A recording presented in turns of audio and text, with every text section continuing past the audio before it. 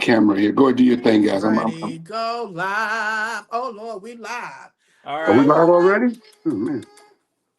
We are live, all the way live. Hi, everyone. All the way live. We are here.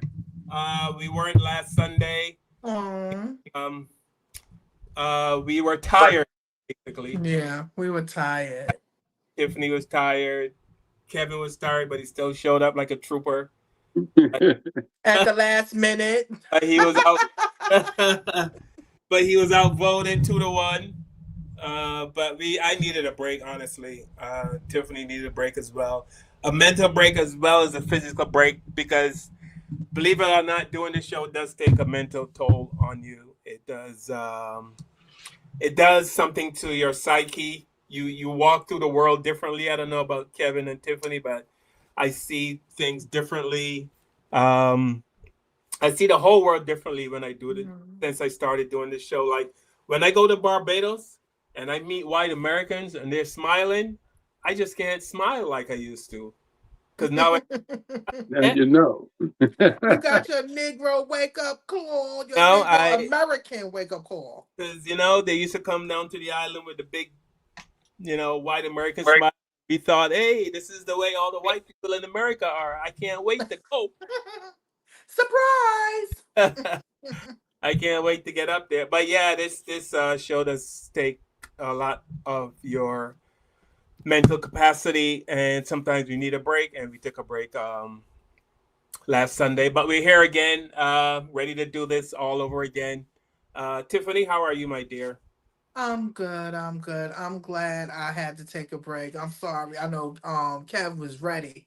He had all his topics ready, but me and Carl was done. We was finished. I was like, I can't do it. I need a break. But I'm gonna tell anyone, if you need to take a mental health break, please do it. This is why we call the Black Therapy Show. Sometimes you just need to shut off your pager, your cell phone, your everything, and just breathe and just take into yourself, because sometimes it can be very overwhelming, especially with everything that's going on in the world today, what's going on in your own household. It's just a lot, and sometimes you just need a timeout. So it's okay. You need to do it and then get back on your feet and start again. So definitely a shout out to everybody. Please forgive us, and we love you all, and thank you again for chiming in with us tonight.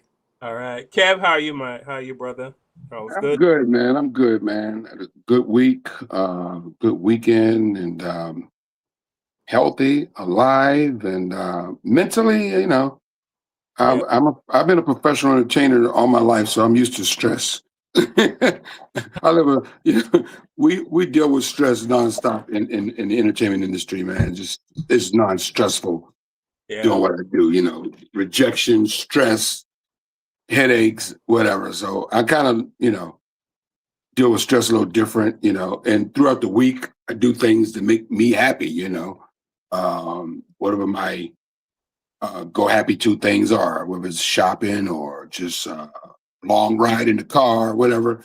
Find ways to release, what you guys were feeling last Sunday afternoon, So I get it, I totally understand what you're saying, and everybody should protect their peace, as my shirt says, protect your peace.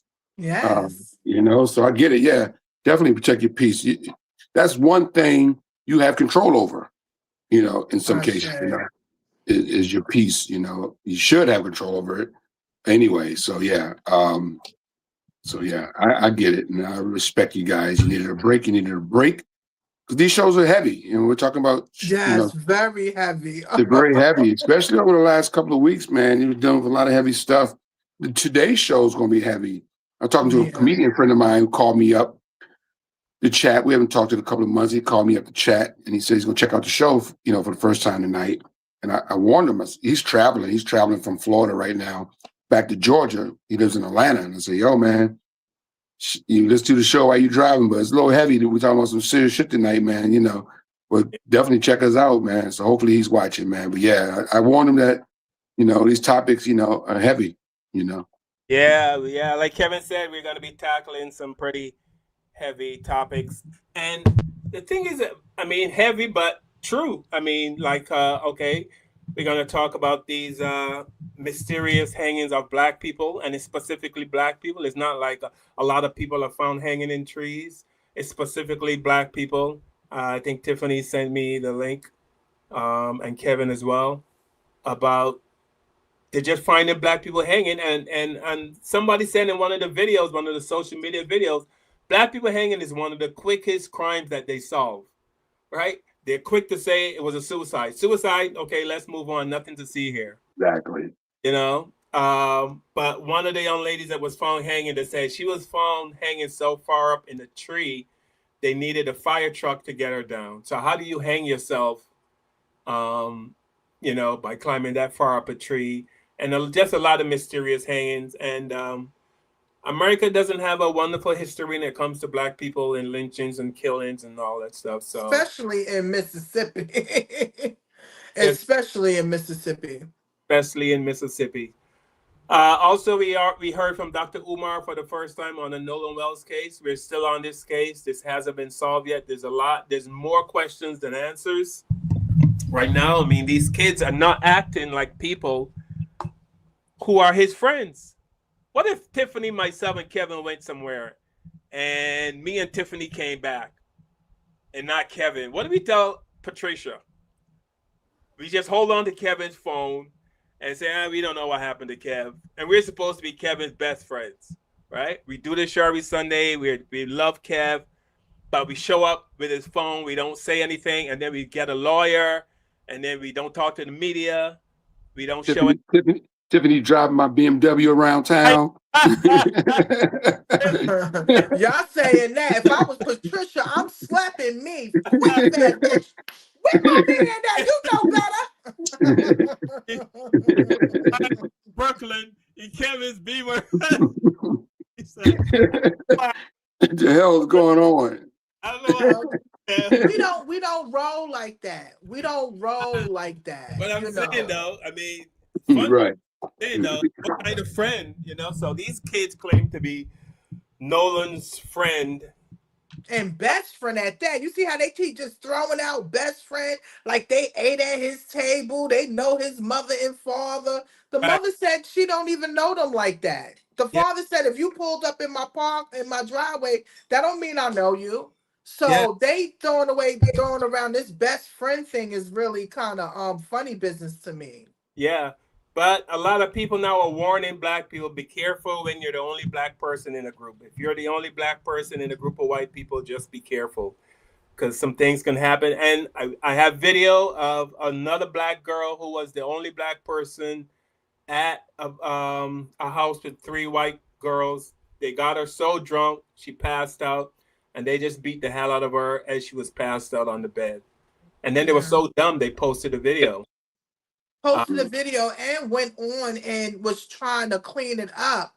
We saw y'all on tape beating and abusing the girl, but you're going to sit there and say she made y'all do that. See, I don't like when you have white people turn straight into the victim, just like this case that's going on with Nolan Wells, and even with Carmelo Anthony. Everybody, they turn straight into the victim, like, oh my God, why me? Yeah, and there's also a video of another black kid with a group of white kids, and they're just beating the hell out of this black kid.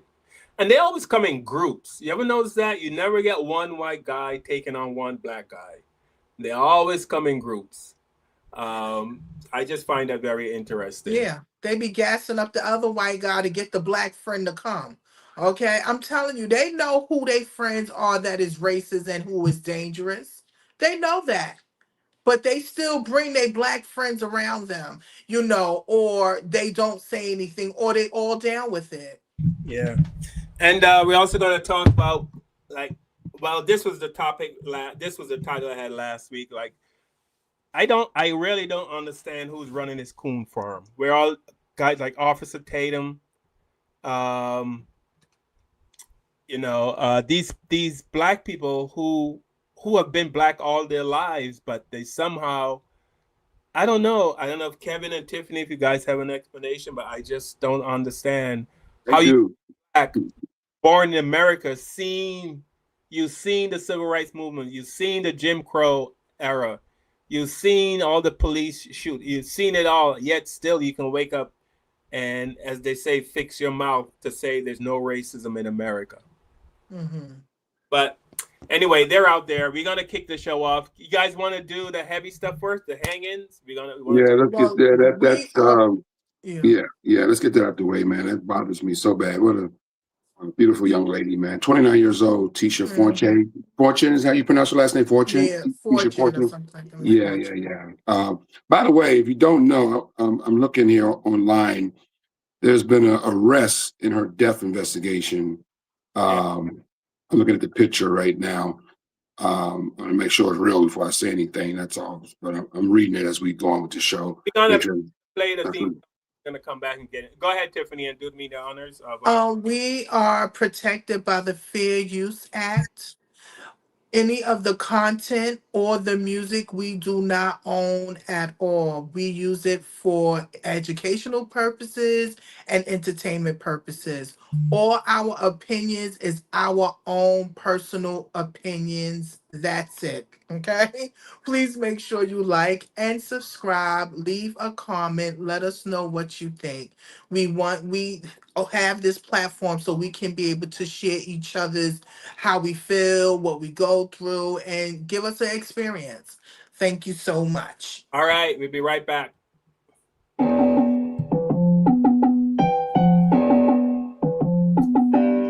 the knowledge you gain, break away from the chains. We helping you grow the black therapy.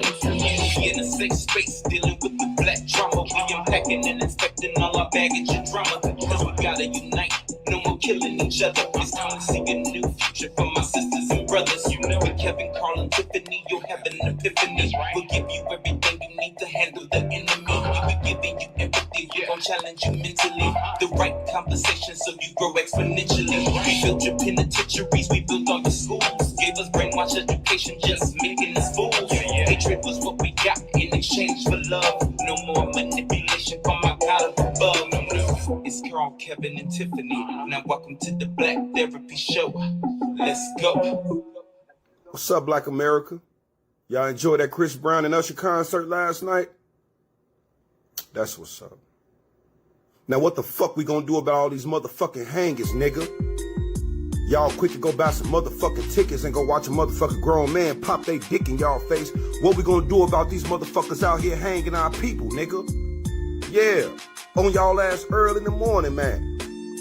Cause this shit crazy out here. Motherfuckers ain't trying to come together, ain't trying to rally. Motherfucker ain't trying to do shit to show any type of motherfucking unity or any type of motherfucking force, man. But motherfuckers a show, go get them motherfucking tickets and watch them dudes come and pop they dick all of y'all motherfucking face. Shit be crazy, man. I don't care what a motherfucker say or how y'all feel about this, man. That's just real shit. All this motherfucking fucked up shit out here, y'all still can go out here and have fun, drink and kick it with all this clown ass shit going on the news and shit, man. Fuck that shit, man. On y'all ass early as hell today. So yeah, like I said, since y'all was able to go out there and watch them dudes pop they motherfucking dick and shit, what y'all gonna do about motherfuckers out here getting lynched, nigga? Baby, I don't know what evil spirit is in Mississippi. Jackson, Mississippi, to be specific. A black woman was found hanging from a tree in the back of a vacant home. She was 29.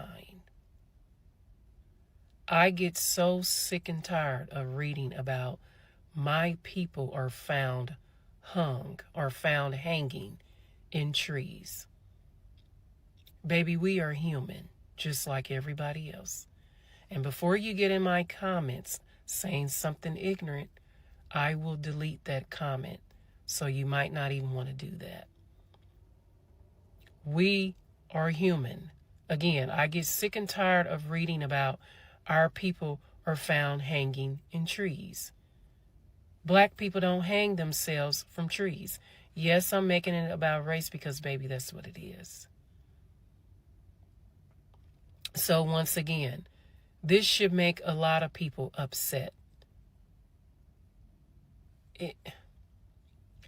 Again, I don't know what evil is going on in Mississippi, But baby, I pray that the Lord fix it, because this is too much. Again, I get sick and tired of reading about my people are found hanging in trees. Another story that we read about it, but yet we're never going to hear what happened. What was the cause? What was the reason? We're never going to know. No one sees anything. No cameras anywhere. At this point, there needs to be cameras all through Mississippi. Tasha Fortune, that was her name. Rest in peace, Queen. They found Tasha hanging from a tree, and she was so high up, they had to get a fucking ladder to get it down. Let me make this abundantly clear. This is not normal. We do not hang ourselves from fucking trees. We're getting so desensitized with our people being killed daily that this story will happen today, and we'll be back at it reporting on another life lost tomorrow. They are fucking killing us. And it's either the cops or there's a serial killer on the loose, but either way, something has to be done. Did you know that when black people are found hung from trees, it's always deemed a suicide? There have been 4 cases of individuals found hung in trees in 2026. Tasha Fortune from Jackson, Mississippi, Julia Nitza from North Carolina, Kyle Bessinger from Georgia, and there was a Latino man found in D.C. The wild part is white people make up the biggest demographic when it comes to suicide, and somehow, some way, not one white person have been found hung in a tree this year. Go figure. I said all of that to say this is not normal. Black people being hung from trees is not normal. We need to make sure these stories are accessible to everyone, because this is becoming way too common. And at no point as a people, we should see these stories like this and treat it as normal. You've heard this before. Southern trees bear strange fruit.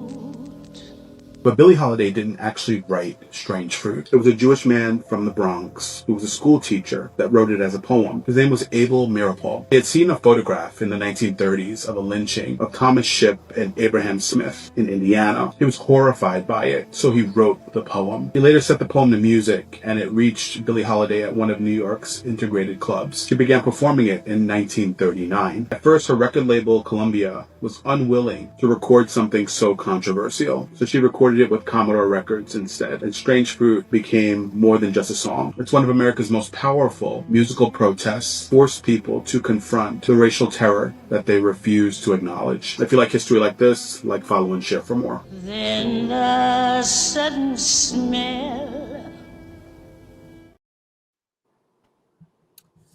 Yeah, so as you guys saw, there's a huge increase of black people hanging from trees, and we all know the history of America. That was a very common thing. I don't have the actual numbers, but I don't know if Kevin or Tiffany can pull it up, but how many lynchings have been done over the years? But over the what past years? Because I think somebody did say it's a large number. Yeah, I know that much. But these mysterious hangings of black people, and they're being considered suicide. Of course, the sheriffs or whoever's in charge of the law enforcement of towns are saying, they're quick to say suicide, nothing to see here, let's move on. But the families of these black people are all saying that they were not depressed. There were no signs of suicide. So they're not quite sure what happened, but we all know that something happened that wasn't supposed to happen. But no one's investigating. No one seems to be investigating. Yeah, a lot of them is not investigated. Kev, you want to jump in? Yeah, this should be something the FBI should be looking into, but with today's Justice Department being ran by this current administration, I don't have a lot of faith that that's going to happen. Most likely it's a racially motivated murder. I mean, definitely racially motivated murder. But we don't know what happened. We just know that black people don't hang themselves, especially for suicidal reasons, I should say. But the FBI should be involved, and Tiffany said this earlier, or somebody said it earlier in the video. I think it was Tiffany. Where's the cameras? There's cameras everywhere in America now. Everywhere there's cameras. There's so many cameras. That's how they were able to catch the dude that shot the dude in New York City in the back. So many cameras out there. They had this dude's, eyes on camera, and people were, they were able to catch him. There's cameras everywhere, So for something to happen like that, and nobody looks at cameras and see what car went down that street towards that house, it just doesn't make sense. People have door cameras, ring doorbells, things like that the videotape. So many different cameras out here that nobody saw nothing. This neighborhood she was found in, is it a predominantly black neighborhood, or do anybody know? I don't know, but they say? said nobody was in the house. No, It's a vacant house. nobody lives in the house. The house or is whatever. vacant. But how can you hang yourself without a chair or something? I don't understand, especially outside on a tree. How do you do that? And there's no chair there when they get there. None of this stuff is there to show that they did it on themselves. But then they immediately turn to a suicide. I just don't understand. Well, I mean, we all know it's not a suicide. Lynchings used to be public back in the day. I mean, right? You guys know. Right. A public thing. It used to be like a party. They would all get A together. picnic. They would all get together and have a little picnic, and they would burn black people alive for the enjoyment of white people. And entertainment, yeah. And then they would take pieces of the body. Somebody would take an arm, and somebody would take a leg, an ear. An ear was a very common thing. People used to cut off a black person's ear after they lynched and burned them, and mail it to their family members as a memorabilia from the lynching that they just witnessed. I think it's Dr. Joy DeGruy who says, somebody asked her, what's the effect of lynchings and that kind of stuff on people, and she said it creates a set of people who have no empathy. They have no feeling for Right. Yeah. And it's passed on through their children. Absolutely. So they might not say it verbally to their kids, we don't like these particular set of people, but they can tell, right? Just by their behavior. When a white mom and her kids walk by me and she holds her kids' hands tightly and pull them closer as I get closer, she didn't say anything, but what does that tell the kids? That You've noticed that, huh, Carl? Yeah. That's happened to me so many times, man, where you're walking and all of a sudden when they see you, hey, Bobby, come on, like that. It just sends that signal to them that you're to be feared. Right. Yeah. But like I said, they don't say it, they don't verbalize it, but the kids they pick up on how their parents act, and they know when the parents are acting nervous. So anyway, I'm saying that all this is passed down. So because lynchings happened so many years ago, I don't think it ever stopped. Of course, it never stopped because there was the guy, what's the name, Bird, that they tied him behind a truck and they dropped. Right. Yes. James Bird, Texas. Mm-hmm. Right. So they're still doing, because they don't see us as human. Mm-hmm. So getting back to that brother, Carl, the video you played, are we not angry enough? I mean, dude, No, the first should one there that be was more? pressing up the Should there be floor? more Black Panther? I mean, we had Professor Griff on the show a couple of years ago, former member of the group Public Enemy, and he's really heavy into gun ownership for Black people, and of course he trains, as he told us on the show, he trains Black women how to use firearms down in the ATL where I think he lives at. Right? Are we not? Should we be all getting weapon up, Yes. Yes. I mean, should we be carriers? Everybody should be carriers at this point. Are we not? We're not building armies. We don't have Black Panther groups anymore. Like out here in these streets. I guess people are afraid because if you get a Black Panther group, that's they're gonna get taken out like the other Black Panther group got taken out. Or I think other Black groups, and they saw they was threatened. Yeah, they got all taken down. Especially now this Justice Department that we have. I mean, anybody who makes any noise is going to get taken out. Which way, which somehow, he's taking out white people that oppose him. So you already know what happens to black people that come in and try to fight the systems. So yeah, I mean, I'm just saying, I don't know what we do. Do we all start carrying guns and get our light gun licenses and go to the shooting ranges and yeah, that too, but I don't think we're informed enough either. I don't think, especially in the South, you got to remember their reading curriculum, their history curriculum is totally different from here in the North and what we teach our people. So their mindset is totally different than how we think because we are up here. We learn a lot. We it's a totally different mindset. So the people have to be more aware. You understand? The people need to be more on point with who they hang around with. I'm sorry, I'm not going to the woods with you. I'm not going hiking with you. I'm not going on canoeing with you because a lot of people are coming up unalive going fishing with white people. I mean, it's just certain stuff you just don't do with them people. Would you go? They wouldn't ask us to go. Well, I don't know. They might ask y'all because y'all done hung out Tiffany, shouldn't with people in some the white South people. be more paranoid than people in the North? Or but just by nature though, shouldn't they already be paranoid that the fact? Look, if I live in northern states, of course, all my life, but if I go to Mississippi or Alabama or Georgia, any of those places which I've been many times, with my career, right down in those neck of the woods, traveling through, they're performing, but.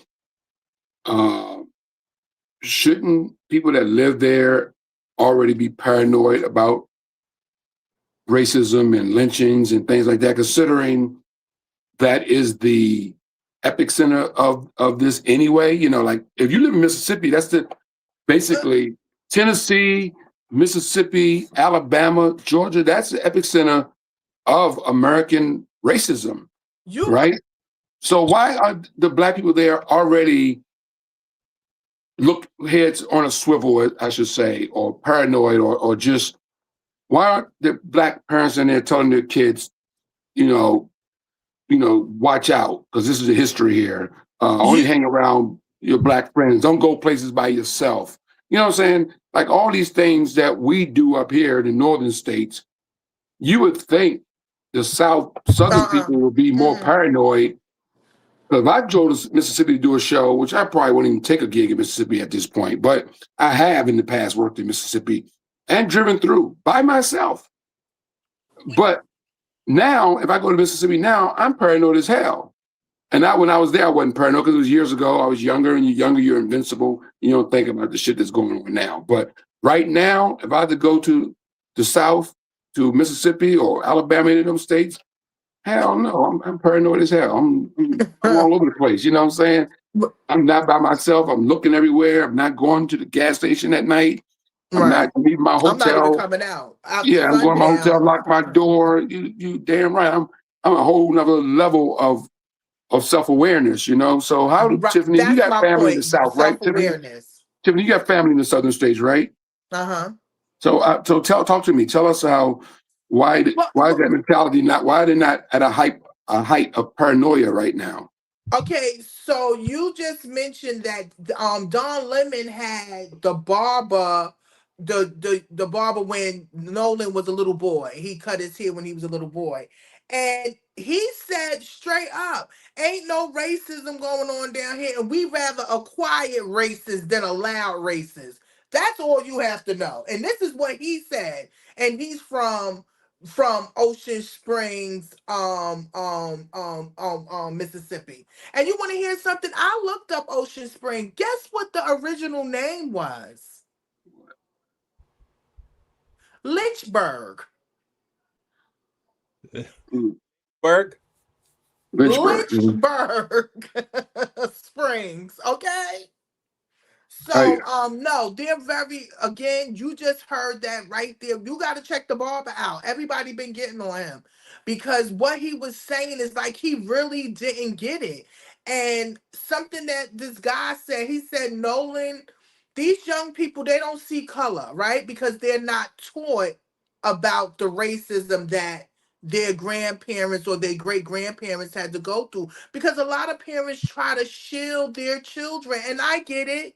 And that's why they don't want the history in the white schools. Also, they don't want the white kids to know about it because they're trying to shield them. So you don't think they're trying to shield a lot of the young black kids about racism and stuff like that and think that everybody is all good? No, not everybody is all good. You have to be on point and see those little details or those little red flags. That's not good. And I hope by this young man's passing away, that a lot of people wake up about their surroundings, especially dealing with white people. Now you're hearing all these stories coming up, people talking about hanging out with their white friends, either being abused or neglected, or left somewhere, or almost damn near died. Like, this stuff is really serious and people really don't get it. I saw a couple of videos of the young man that we're talking about, Nolan Wells, right? Mhm. Of him, because I was also in the back of my head, I never said it publicly, thinking, what you doing hanging out with a whole group of white guys? You don't have no black friends. But there have been a lot of videos popping up of him with his black friends online. I've seen several videos of him dancing with his boys, hanging out with his boys, He and had they a were mix of dancing. friends. And he had some serious rhythm too, and they were doing some serious dance steps. So I mean, he had black friends for Yeah, sure. he had a mix of friends. Yeah, he had a mix of friends. So he did have black friends. He just didn't hang out with white people. He had lots of black friends, and some of his boys and buddies were definitely black men, young black men his age. So why he ended up with this group on that particular trip all by himself about another I brother think or they all sister went with to him, school together. They all went to school together. They all played sports together. But again, we have to remember these young white people that's in Mississippi, they are the descendants of at least 2, 3 generations of what Emmett Till had to go through. Matter of fact, not even only 70 years ago. Because the guy Emmanuel even mentioned that. He was like, it was 70 years ago. Why are y'all still complaining about something that happened 70 years ago? Do you know that changed the whole world? That changed what black people had to go through. Mississippi started the civil rights era. Okay? And we have to not forget that. We cannot forget that. And then Mega Evans was murdered. The freedom, the Mississippi bird and the free. It's just so much history comes out of Mississippi dealing with black and white relations. And we already know that is a lot going on down there, especially with blacks and white, because there's nowhere in the world all these young people is coming up hanged from trees on special days, 4th of July, centennials, like 100-year centennials and stuff like that. Like, it's like a ritual, like they're mad or something. They're trying to do a get back or something like that. But it's not nice. And what goes around comes around, because the truth is going to come out on all of these things. The truth is going to come out. Do you guys think, like black people, we are such a forgiving people? I get the feeling that we keep trying to find the good in white people. I mean, I'm not saying that all, but we seem to be very forgiving. We seem to forget things that happen to us and be very forgiving, whereas other races are not so forgiving to us, right? They say that we are 13% of the population. We commit 50% of the crimes. We're responsible for most of the murders. We're responsible for most of the rapes, all the robberies they put on us. I mean, that is not even true. It's not even close to being true. But they say that shit and they stick with it. They believe it. Now, we've been through all these lynchings and murders and all this stuff, and we still don't put that stereotype on white people. Right? Mhm. How many times have we been out a group of white people and think they were up to no good? Oh my God, are they going to go do a lynching now? No, we never. We just see them as people. But they see a group of black people, immediately we're up to no good. Mm-hmm. So I don't know. We seem to have a mindset where we are just we're just forgiving people, and I think that's at our detriment, because we're so nice to everyone and no one's nice to us. I think it was the coach Doc Rivers. There was when all these police shootings was going on. Made a speech and he said black people continue to. I don't know if you remember what he said, Kevin, but he said something about we continue to be given to America, and America is just not giving back to us. Like, you know what I mean? We every morning we get up and we try to be so loving and caring, and we just don't get that love back. Remember, we was taught to turn the other cheek. Forgive our brothers 70 times 70. My mother tells me all of that all the time. You know, I mean, it gets to a point where you really get tired of it. You know, it gets draining. That's why we had to take the break. Okay, kids, it gets draining to know that these things are going on today in 2026, and to see people play in our face like we're dumb. And you got to remember, a lot of people in the South don't have access like we have access. You know, to Explain. be able. It's many. It's the Nolan is not the only one. It's a few of them, you know, that have lost their sons and they trying to fight and they trying to go out there, but nobody's hearing them. The system is not hearing them. The police station is not hearing them. They taking long for their autopsies, their toxicology, because they know something is wrong. It's just sad that we live in a system like this. And I think you said, Kev, the FBI should be brought involved. You know, because we see that on a local level, a lot of these things are not being solved. So y'all need to bring it out on the FBI level, because as you see, online is doing their own investigation. If y'all know, did y'all hear about the list that they got out on podcasters if they don't be quiet about the Nolan Wells case? Too bad we didn't make the list. Well, also his mother, the lady who enhanced the video of his voice, Oh, she's on the list. she been getting death threats. The She's mother, on the list. his mom has been getting death threats. I mean, everybody, it's crazy that this young man loses his wife and then somebody threatens his mom for wanting to Oh, know it what happened happened to to her, him. for wanting It to know what happened happened to her son. That's all she want to know is what happened to her son. If it was an Yeah. accident, then she lives with it. If it was a murder, then she deals with it. That's all she wants. And for somebody to threaten her for wanting to know what happened to her child is just shows that as human beings, some of us are just so effed up, out soulless. Maybe Till had to go through that. Let me tell you something. I think. Well, let me say this real quickly. I was thinking about Malcolm X, the movie. Oh, Mommy watched it today. When they brought the boy in, he was beat up, and Malcolm got his soldiers and went to the police station and demanded to That's see my him. favorite part. Let me tell you, that's what's not happening now. If this young lady that was hung was a Muslim lady, and Louis Farrakhan was 40 years younger, what do you think will be going on right now with that Muslim community?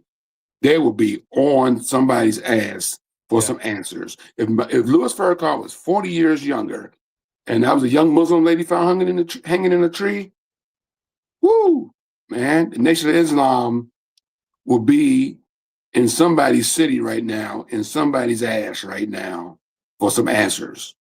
And that's the problem. We're not angry enough. Our leaders are not out doing enough, putting their asses on the line enough. Yeah, we got Ben Crump and Sharpton making a little bit of noise, but it should be more than Al Sharpton, and it should be more than Ben Crump. It should be just more. You know, a lot of the brothers you see online, like the man that you play, Carl, who was pretty vulgar, but he should be. He's very angry, right? What's he's very happening? angry. He should be very angry, but that should be millions of young black men right now. You know, that should be millions of gangbangers who will go out and shoot each other on the corner in Chicago. As Jay-Z said, we killing each other, but George Zimmerman's still walking around. Word. You know, so part. we need to take up for our sisters. We need to take up for our women. We need to take up for ourselves. We're the only people that can stop this, but we have to be more angry. and we have You to. heard Umar said we need to go out in the streets. He said, Al, you going to Washington. He said you need to go to Mississippi and Ocean Springs. He said you need to go to that other place where that girl got lynched at in Jackson. They need to go to that Exactly. college. You remember when that young man got killed? What's his name? Reed. He got killed. He died in the college. Yeah, listen. But black people in the South need to stand up too.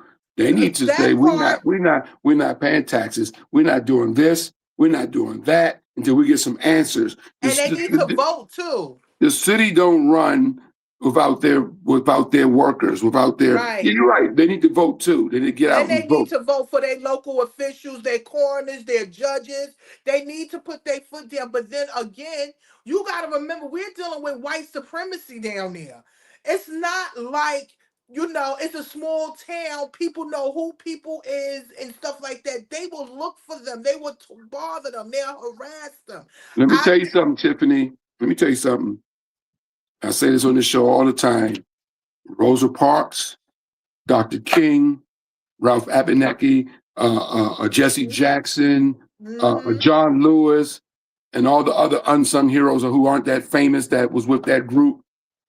They did more with less bodies, less power, less guns, less money, and they got shit done.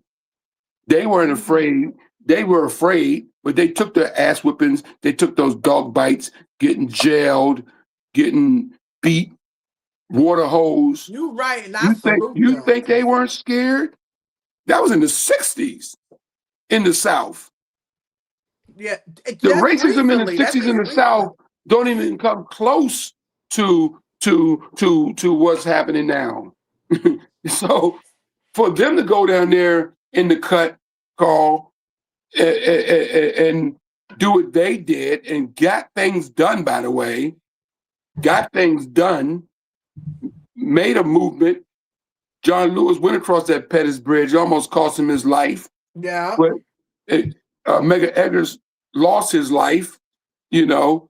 But that's a sacrifice that we have to make if things are going to change, unfortunately. Somebody has to get hit in the head. Somebody got to lose their life. Somebody got to be a hero. Somebody that we got to have another Rosa Parks or the young lady who I can't even think of her name, who just passed away. That was on the bus also. So we have no heroes. Like, who's our heroes? Like, Jesse Jackson just died less than a year ago. You know, he was probably the last of that group. I take that back. I think Andrew Young is still living. He's like in his 90s. He lives in Atlanta. Mayor Andrew Young. I think he's the last of that group that's still left. But he's the last man standing. Andrew Young, former mayor of Atlanta. But we don't have all those guys are gone. Like, we have no new Jesse Jackson, no new Dr. Kings, no new Malcolm X's. Who are these people? Where they at? Louis Farrakhan is in a wheelchair. The man is in his late 80s. He's in his 90s. Yeah, I'm sorry, in his 90s. His fight is over. He just made some speeches online the other day. I watched him. He's still powerful. He's still amazing. But in his elder years, yeah. But I watched his speech the other day. He's still, the minister's still the man, but his fighting days are over as far as getting out in these streets. So, well, we pray that someone comes out. Only the chosen ones. Sometimes it takes something tragic to build a character of a new leader or someone that's willing to speak up and to speak out. I hope that, because of all of these things that's going on in the world today, especially dealing with black and white relation, I hope that someone comes out, because we have these black people that's out here, such as Tatum, and and is a few of them. Candace Owens, she's been on her own little thing right now. But for them to be so much against us, like they are, like, what's going on with these Sambones, that is like they rooting for the white people more than they're rooting for their black person. And when they see that these evidence is not right, they still stick up for them, and I don't understand. I really don't understand. So to answer your question, I think a lot of black people, I think we are comfortable, right? Because we see some black back in the day with Jesse Jackson and Abernathy and Martin Luther King, and I think they were all on the same level. Like most people had nothing, so they were all fighting to get something. Now we got some black people are millionaires, some of us are billionaires. Oh, Now the money, are striving to get to that point. So they like, we ain't got time to be protesting. I'm trying to get this money. You know Yeah, what I mean? everybody's comfortable now. Even Right. even Jesse Jack. I mean, even that Reverend Al Sharpton is most likely a millionaire, right? So Right. you're right. All these guys are rich. Yeah. Dr. King wasn't a millionaire. He had famous people paying his bills for him. Harry Belafonte and Aretha Franklins of the world were paying his bills so he can be out there in those streets, taking care of his family. While he was out in the streets, they were paying his bills and Right. putting food on the table for his kids. So, but now you're right, Carl. Now we have all these rich black folks who are comfortable, and they're like, man, I don't know, it's not affecting us, so why should we not affecting have to us. bother? But it's affecting the people that buy your music, that watch your movies. It affects us. We're really getting sick and tired of hearing somebody is dying under suspicious, situation. And it's been lately, like blatantly, especially during this time of having Mr. Orange Man in the office. It's But like it's more fueled up. And again, you have to understand some white people know who to do it to and who not to do it to. They're not going to do it to somebody that's going to figure them out immediately. They do it to somebody that don't even have a clue of what they done got themselves into. Because I think every single one of those people that have lost their life or been in a situation, they didn't even think about what was really going on. It really went over their head, and I bet you they won't do it again. yeah, like to go back to what Kevin said, I really truly believe every black person should look to get some kind of permit. Always walk with something that you can defend yourself with. I would lean towards getting a gun permit and just always carrying. If you can carry in your state, always carry, because these people are not going to stop. While we're sleeping, they're thinking of ways to kill us. Yeah.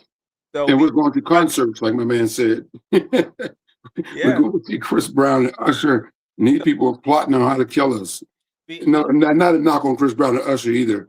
Yeah. I'm just saying we are not focused. We're so we need to be more focused, we need to especially be more what's going focused. on today. Yeah, we're not focused. We're so unfocused right now. Like we should be like, what the hell is going on in this country right now? Needs to They stop, need to be because we're all schooling the victims. children. We're all School sitting your ducks. children. We're all sitting ducks because it And happened to any of us. It happened to any of stop us. sending your kids to white schools. Stop. I don't understand. One lady said she did it because it's better education. Listen, send your children to school and then give them a tutor or something. Stop sending them over there to them white schools. You understand? Stop putting them in a situation where they're the only black person in the group.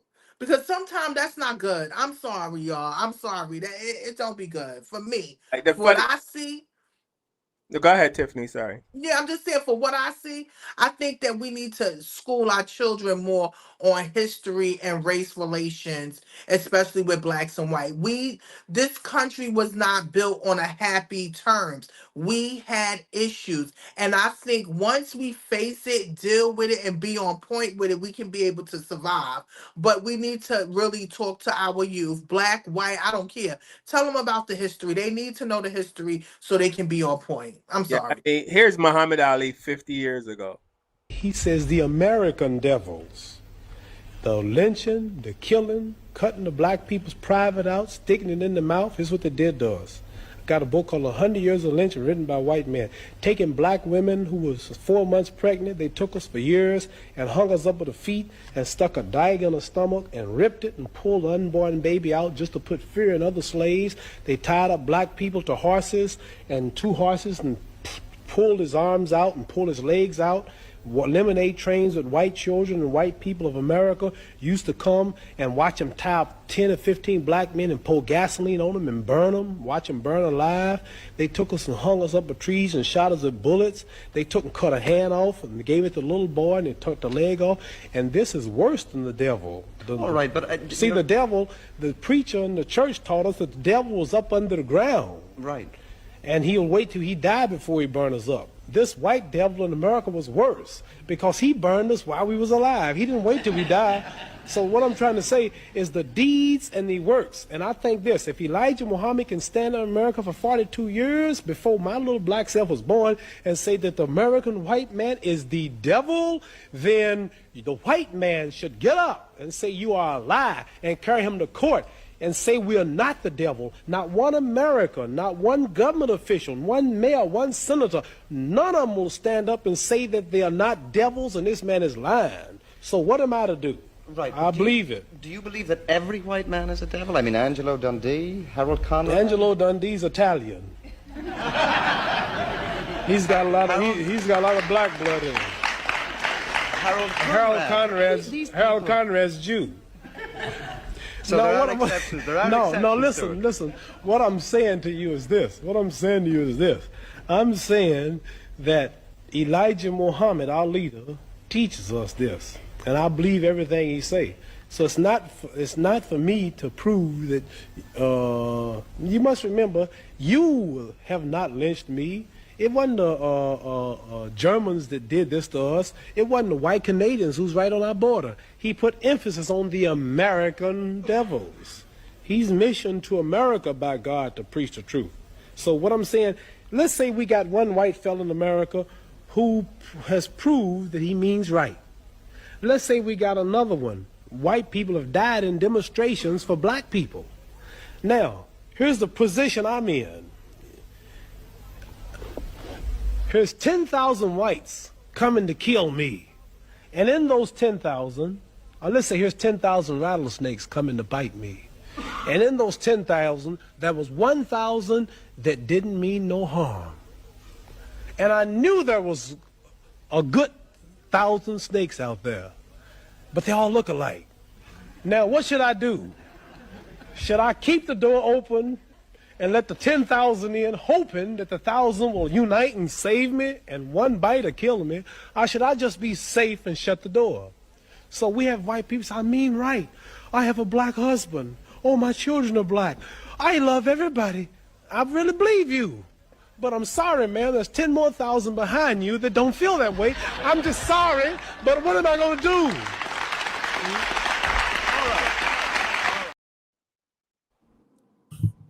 Yeah, I mean, that's the same thing. That's the same position we're in today.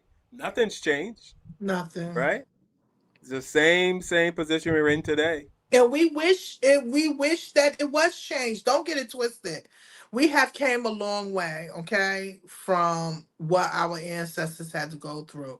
But to see it now still with the hate that you have for us, and only thing we are trying to do is to survive in this world, you know, in between everything we have to go through with the systematic racism. And now we dealing with this physical where you having people being unalived or not even having empathy or sympathy for us. You know, it's just really sad. It's really sad. And to have our own people come for us and then say we're the bad ones, we're the ones wrong, and you looking at them like, are you for real? So, yeah. Okay, Pamela Jones. Pam, I don't know.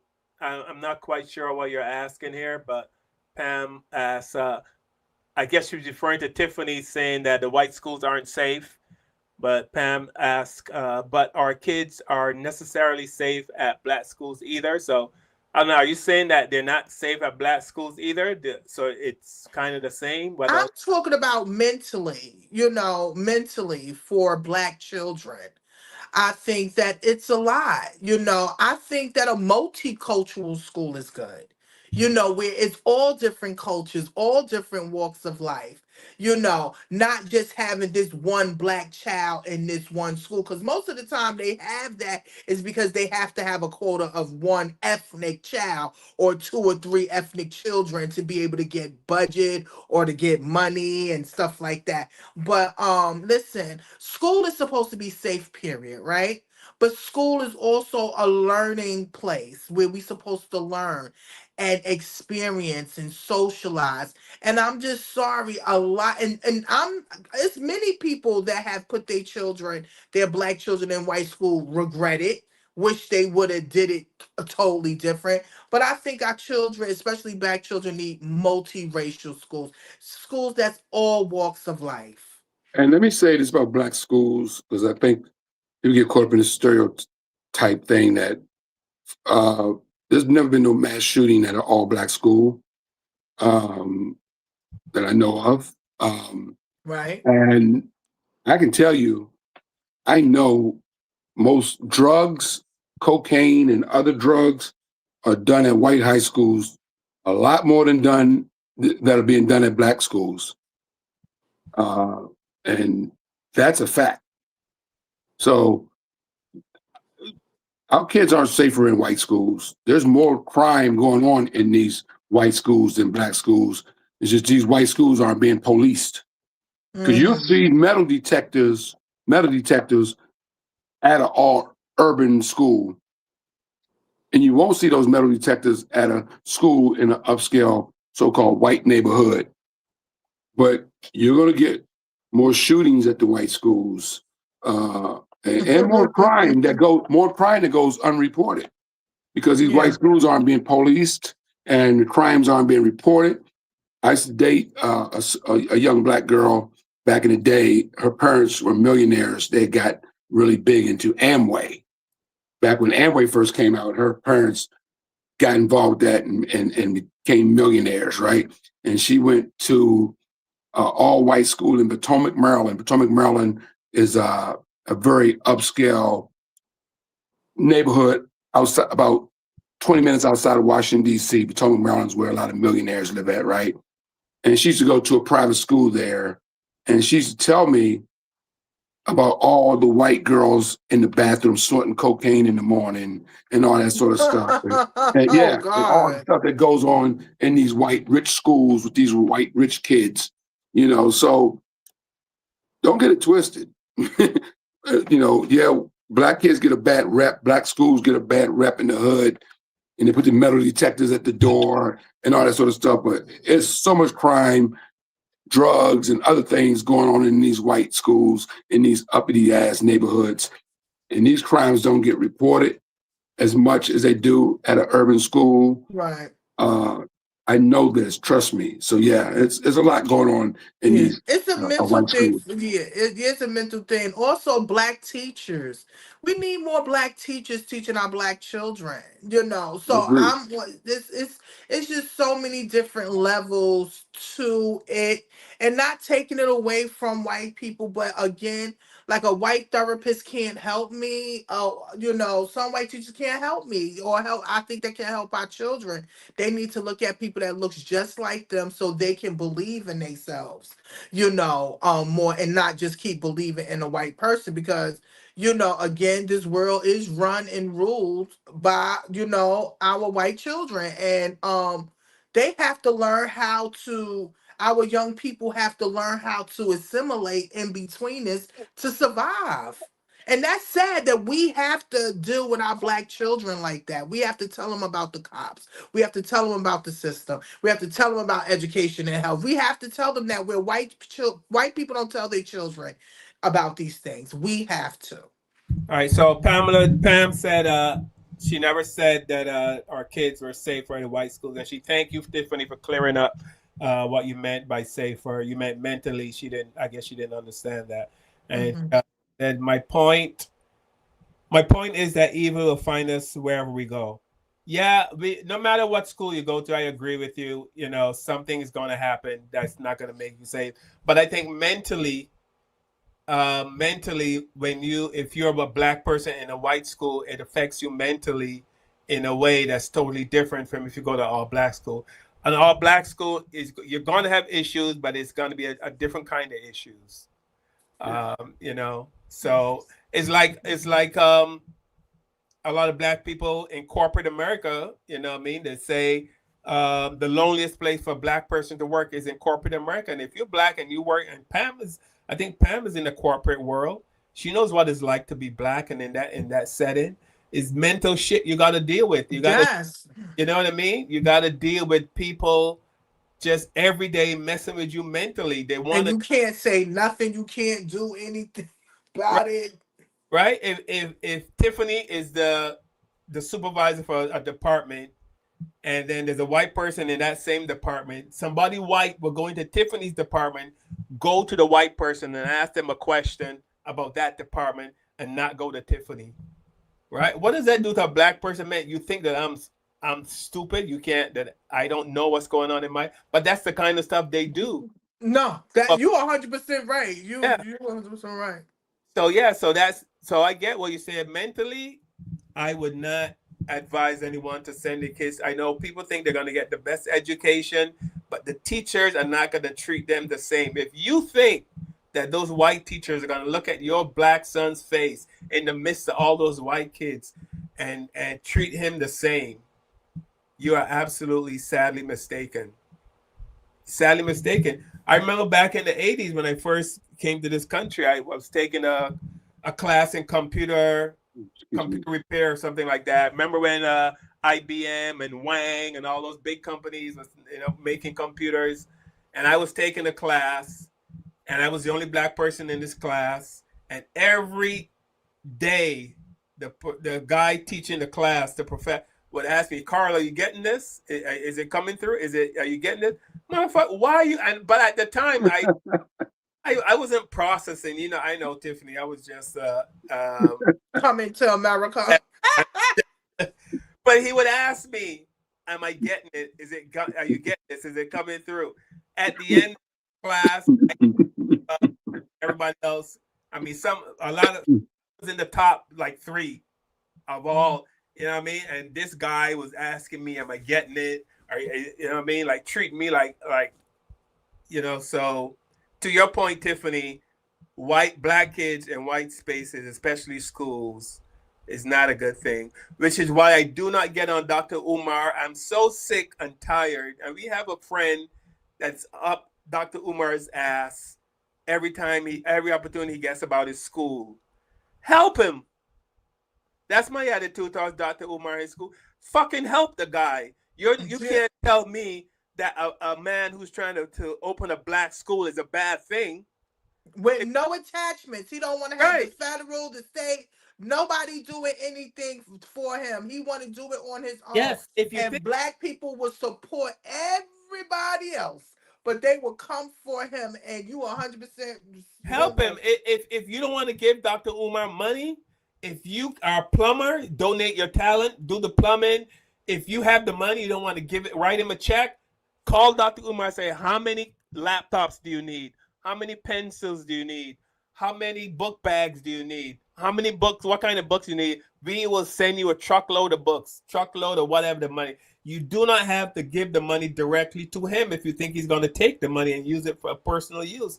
But why do you guys think Dr. Umar's not getting help? Do you have any ideas, Tiffany and Carl? I'm just curious. I know why he's not getting help, because when you are doing something totally different from the status quo of everybody else, doing it through the state, the government, and all of that, people don't want to touch it. People don't want to deal with it. They don't. Again, we already know they do not want us at this level. They want us to be right down here and not on top of them. So they're not going to help him as much. And then, come on, you will find out who your real friends is when you really need them. But I bet you the people that help him is people that's not even that look like us. It's probably other people that try to help him in his system and stuff like that. I'm thinking he do the best of his ability. That's all. We can't give Dr. Umar money for a school. A white woman got $1 million for calling a black kid nigger. Yes. And those young boys, they set up a gifts and go fund. These rich young boys that got boats now, all of them got boats. They set up a fund because they're angry that people are making them feel bad about Nolan's death. Okay, they done set up a fund and already got up to $200,000.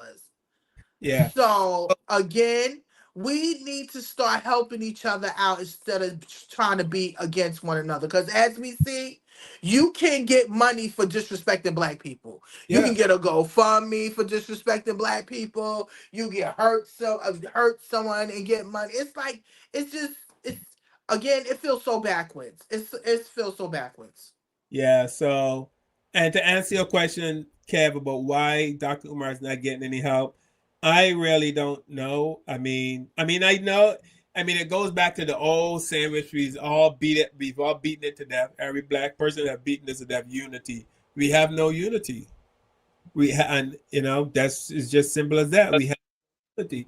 White people stick together with that racism thing, right? One white person is a racist. You think the white people will most of They white stick together. They follow code. they stick together. I do not see a downside to a black man wanting to open a school to educate black kids the right way. What is wrong with that? Why are I people? don't think nothing's wrong with that. Why? But right, we can find $1,000 to go see somebody rap or somebody sing, but you can't send Dr. Umar $100 and say, "Here, hope that helps your school that that you're trying to open to help educate our kids."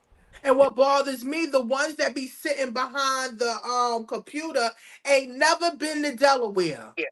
Ain't never been there to the spot where he is at. You understand? People live in Delaware and have not been over there, but y'all sitting there talking about him, getting likes and clicks and getting money because you get money for just talking about him. So again, stop talking and be about that business. Go check him out. Go give him some money. Go donate.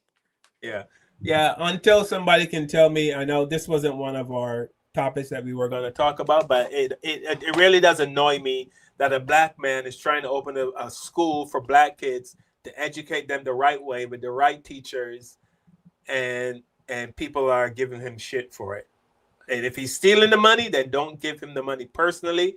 Do something for him in the school. So anyway, so here's these white girls beating up this black girl just for the hell of it. Well, but make sure what you call it graphic is going to be graphic. Please, we warning you that it's not nice. Yeah.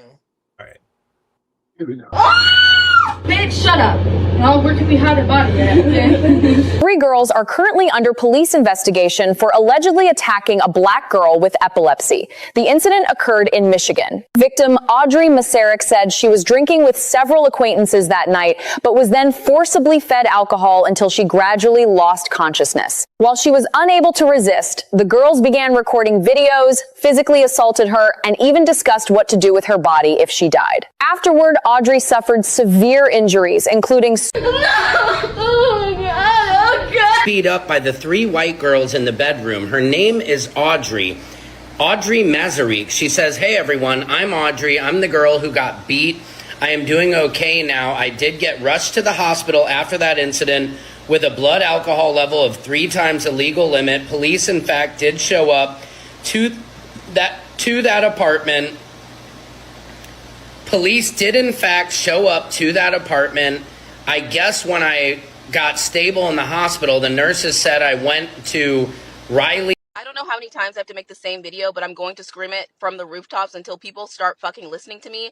I just saw a tweet, and it was a video of a little black girl going to a slumber party with white girls, and they know she's epileptic. They know that she has mental health issues.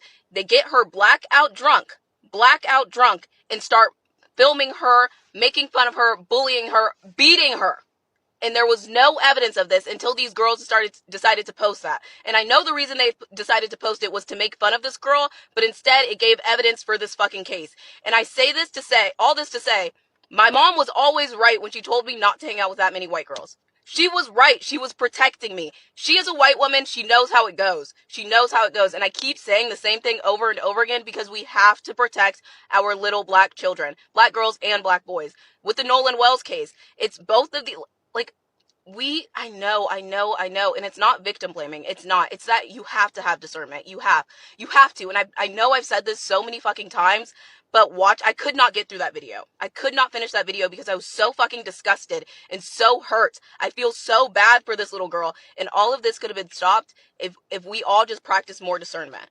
Stop sending your little black children, children of color, with these groups of white children and thinking that they're going to treat them equally. They aren't, and there's so much evidence, so many cases that shows this.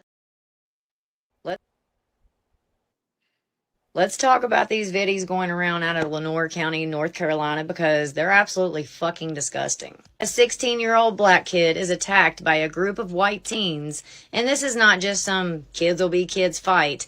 They're seen punching him, choking him, and at one point he's laying on the ground, pretty much unresponsive. According to his family, he had broken teeth, ruptured blood vessels, and let's be very fucking clear, this could have killed him. And then they recorded it. Well, I mean, Kev asked, we gotta always have something on us to protect ourselves. We have to. Or don't put yourself in a situation where you have to protect yourself. Because regardless to what we protect ourselves, they still want to see us in the wrong. And you see how messed up that is? You protect yourself, Carmelo Anthony, and you are still in the wrong. Do you understand what I'm saying? Regardless to what. But just please be aware of your surroundings. Let me tell you something. My little sister called me about those 3 white girls beating up that black girl. She was like, yo, I'm ready. I said, I'm ready too. We was ready to fight, okay? Like, I can't believe that y'all sat there, and then you should hear the excuses saying that, oh, she was big, we couldn't pick her up, she was drinking, she was getting on her. Like, they turned it all on her. But we see y'all on camera grabbing her hair, punching her in the face, pulling covers over her, jumping on her, doing wrestling moves on her while she's intoxicated. And y'all being foul-mouthed. It's all of y'all was on tape doing it. So again, if this is not a message to our young people, please stay away from toxic white people. I'm sorry. Just stay away from them. Right now, you gotta remember, look how they was raised. They was not raised to have empathy and sympathy for black people. They, like you just said, they parents took them to picnics where they were hanging black people. They were happy, they were good. These are the descendants of their children. So you really think they're gonna care about us? They're gonna be no, please. I'm telling y'all, please stay away. Just stay away. Beware. All right. So, in case if you are not familiar with, I'm not going to show too much of this guy, but this is Officer Tatum. Oh. If you're not familiar with him, if you ever wonder what does a coon look like, or Sambone. If you ever wondered what a coon looks like, I 100%, 110% sure that if you ran the DNA on his blood, you know when you run DNA and they show you a picture of DNA, it shows those little curly things. If you ran DNA of Dr. Umar, you would just see COON, Coon, in his DNA. Well, you said Dr. Umar. Officer Tatum. I was about to say, because Dr. Umar loved black people. He loved black people a lot, okay? And Officer Tatum. Sorry, I got... now, he don't like black people. Officer Tatum is a coon. He is King Coon. Yeah, married to a white lady. Is he really? Yes, he got a whole... D.L. Hughley went in on him and his wife. Be on top of a building somewhere in New York, swinging around, because he is King Coon. Here is Officer King Coon Tatum. The man is crying when Charlie Kirk died. The man was crying for Charlie. He also said we was better off in slavery in Jim Crow era. To say that Donald Trump is racist is the craziest thing I've heard. Donald Trump have you ever when he reposted the Obamas as monkeys? Now, He did not. He already said. He already said that. That's what I'm teach saying. in the public school Let me system. finish what I'm You saying. are uneducated. Let me finish what I'm saying. I'm trying to get my story out, and if I can finish my story. This is not story time, man. The point is, police do point- more good. the point- I say you're getting roasted right now, but you're being very polite about it, and I appreciate that. Oh, thank you for your conceding to my arguments. Okay. I wouldn't say that, but okay. So, is it the rap music? If that's one indicator. Yeah. Yeah, Is it's there rap, not- it's rap music. It's rap music. Let the bodies hit the floor. Who wrote that song? Let me give you. Oh, he was on Jubilee. He was I think one conservative against liberals or something like that. Yeah, he was on there, and them young people are more smarter than him. And again, he seems so programmed. You know how they have these talking points? You know, he makes me feel like he is so programmed. Yeah, I'm not buying it. My personal opinion, I think it's all economics. I think he's going for the paychecks. Oh, you think it's the money? There's money involved in black conservatives. Name me a black conservative who hasn't gotten paid. Going back to Diamond and Silk and all the other ones who made money from books and being on TV on these right-wing talk shows and right-wing radio shows and speaking at these right-wing conventions and hanging out with Trump and all this stuff, from the ministers to the content creators on social media like Diamond and Silk. You know, all these people, you know, get paychecks for this.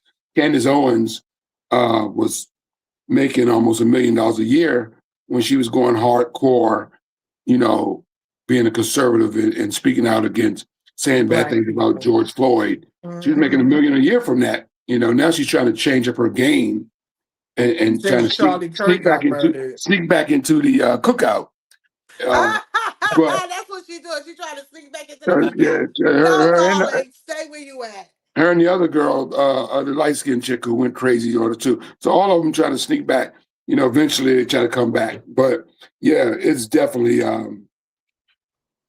I mean, I can't believe nobody can be that stupid and hateful towards their own people. So I'm just going to say that he's doing it for the economic reasons, that guys like that get paid money to run their mouth and to kiss Trump's butt and to say all these nasty things that they say against people that look like them. You know, there's money in it.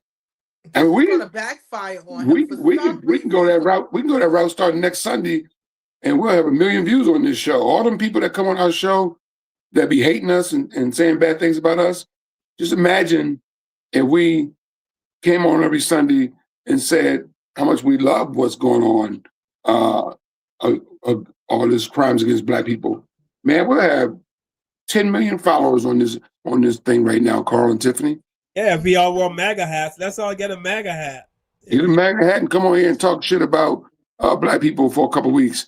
And put our Cash App up. We'll be able to pay off all our bills in a couple of weeks. Just to talk against our own people. So you're right. Yeah. Maybe he is definitely doing it for the money, for the likes, the clicks, and probably also to fit in with someone, because he's not invited to the cookout, him nor his wife, okay? Because of his bad behavior against Black people. Even doing that interview with those young men, I don't even know why they even chose to do it with him, but we already know because they was just mad at Al Sharpton and Ben Crump, so they wanted to go on one of the most negative shows that nobody really messed with but white people and stupid ass Black conservatives. But even, I'm not falling for it. Even there's a white a woman on YouTube, Miss Rachel. She has like over 8 million followers. She is really big, and she's on Nolan Wells' side. And yeah, I heard she was getting threats too. Just for saying, that there's something suspicious about the Nolan Wells thing. And Miss Rachel, she does kid content. She puts out stuff for kids. It's almost like the Teletubbies kind of stuff she does. Mm-hmm. And they're going after her just because she supports the Nolan Wells and his family. So they what they call it, scare tactics, right? Just trying to scare them up and stuff. Yeah, but why? I don't understand that. Why are people mad that You want to find out if somebody was murdered. Like, why is that a problem? Like, hey, let's find out if this guy was murdered. This is a kid, young man. Let's find out if this young man was murdered. Why is that a problem? Somebody help me understand. I don't understand that. I'm baffled. Well, because there are hateful people, Kev. There are hateful people in the world. And that's they do. That's what they do. That's how they live. That's how they survive. That's how they get up in the morning and think. They're just filled with hate. And people like you and I and Tiffany and other people watching who are not that way, we can't understand it. But there are people who enjoy hating. That's what they do. They love anybody who can tie somebody to the back of a truck and drag them until their head falls off and body parts. Not only his head came off, his arms and all kinds of stuff came off. You know, anybody who can tie somebody to a tree and then burn them. And they call us violent. They call us violent. This is the kind of mentality we're dealing with. I can't understand it, Kev. You can't understand it. Tiffany can't understand it. Some people watching this show can't understand it, but that's how there are people like that. You know, so we would never understand it, but they are out there. Right now, there's a serial killer planning to go out and kill some people. Right now, as we sit here talking, there's a serial killer out there in the world getting ready to go kill some people. I don't understand that. You don't understand that, but that's who that person is. Well, to be honest, I'm a true believer. You learn about a person's background and you will find out why they make the choices they make as adults.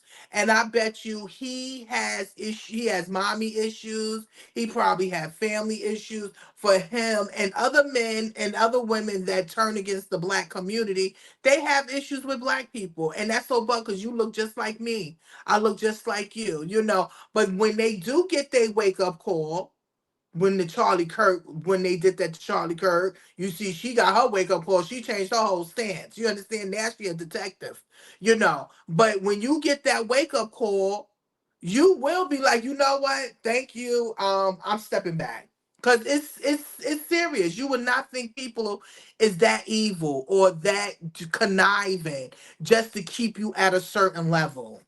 Right. Yeah. Yeah, so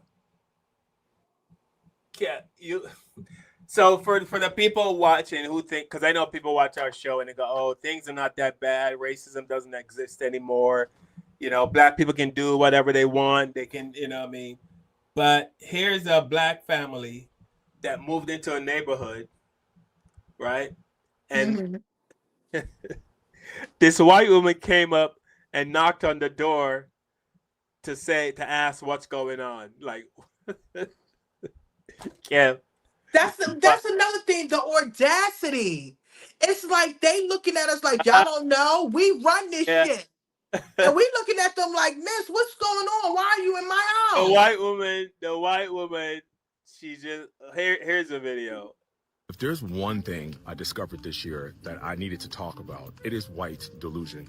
White people think that they are the managers of the world, especially Karens. I just saw a video of a white woman ring the doorbell of someone's house because they were Black and ask them who they were. And if I had to see it, you had to see it. Can I help you? Yes. I'm a neighbor, and I was wondering I saw someone here, and I hadn't seen anyone here, so okay. Is everything okay? Everything's fine. And you are? None of your business. And please get off my property. Thank you. Well, excuse me, ma'am.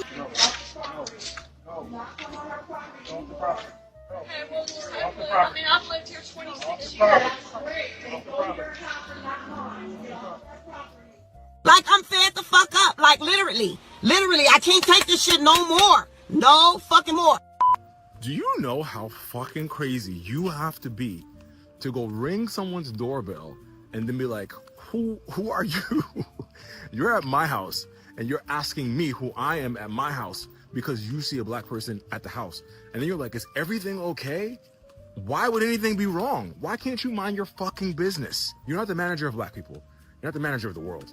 It's actually insane to me that this will be done. And white delusion is a fucking sickness.